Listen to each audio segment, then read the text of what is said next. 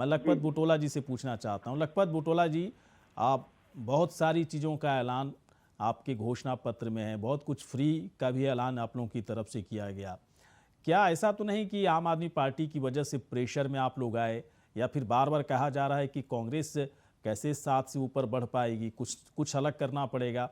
अलग के चक्कर में कहीं फ्री वाली पॉलिटिक्स की जरूरत तो नहीं पड़ गई कांग्रेस पार्टी को? देखिए गौरी शंकर जी, मैं पहले अपने भाजपा के प्रवक्ता बड़े भाई के वक्तव्यों पे आना चाहता हूं कि जी वो जी। ज्यादा उन्होंने पिछले 2017 में जो अपना दृष्टि पत्र दिया था, उसका पहला ही पॉइंट था कि हम लोकायुक्त लाएंगे 60 दिन के अंदर। वो लोकायुक्त कहाँ गया, इन्होंने कितने वायदे पूरे, पहला ही जब बिंदु पूरा नहीं हुआ।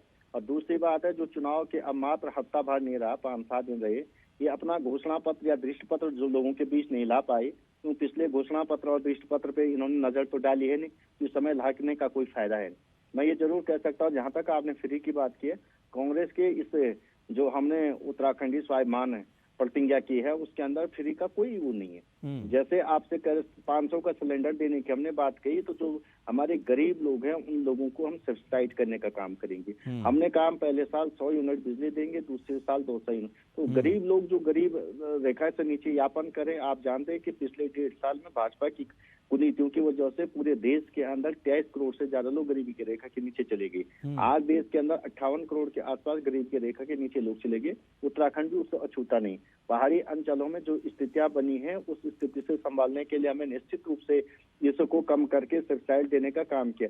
इसमें कहीं भी फ्री का जैसा कोई नहीं। हमने रोजगार देने की बात की, हमने कहा हम रोजगार देंगे, शिक्षा देंगे, स्वास्थ्य देंगे, तो उसमें कोई फ्री वाली ऐसी चीज नहीं कि जिससे आप कह सकते कि नहीं हो सकता। कांग्रेस का यदि आप पूरा का पूरा जो मैनिफेस्टो देखोगे, पहली बार ऐतिहासिक और एक बहुत सुंदर, जिसमें हमने तो ऐतिहासिक मतलब क्या उसमें ऐतिहासिक दिख रहा है बुटोला साहब? देता हूँ, फ्री तो ज्यादा दिख रहा है ना। ऐतिहासिक अगर कहा जाएगा तो फ्री ज्यादा है।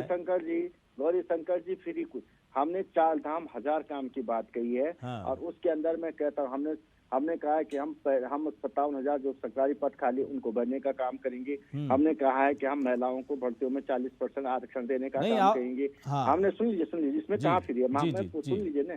हमने कहा कि जो 1000 रुपये पार सिलेंडर है, उसको हम 500 रुपये सब्सिडाइज करके देंगे। हम बियरिंग करेंगे सरकार से। हमने ये कहा कि जो जिन परिवारों ने कोरोना में अपने खोए या जो लोग गरीबी के रेखा के नीचे लिखे, उनको हम निश्चित रूप से आर्थिक रूप में 40,000 रुपया देने का काम करेंगे कैसे। और मैं एक बात और कह सकता हूँ, जो शिक्षा, स्वास्थ्य, रोजगार की जो बातें कांग्रेस ने इस पूरे के पूरे विजन डॉक्यूमेंट्स में कहा है, उसको लेकर के आप पूरा पढ़ोगे तो मुझे लगता है कि इससे बेहतर उत्तराखंड के लिए जो हमने 4 धाम के विकास नहीं, ठीक है। मैं नहीं कह रहा हूं कि आप क्या आप ऐलान कर रहे हो, क्या आपको ऐलान करना चाहिए, मैं तो वहां तक जा ही नहीं रहा।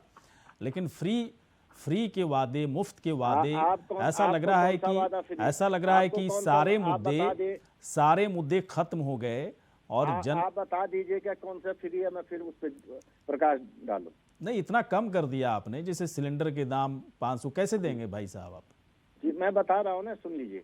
क्या कांग्रेस इस देश के अंदर डीजल पेट्रोल पे सब्सिडी नहीं देती थी? क्या कांग्रेस मिट्टी तेल पे सब्सिडी नहीं देती थी?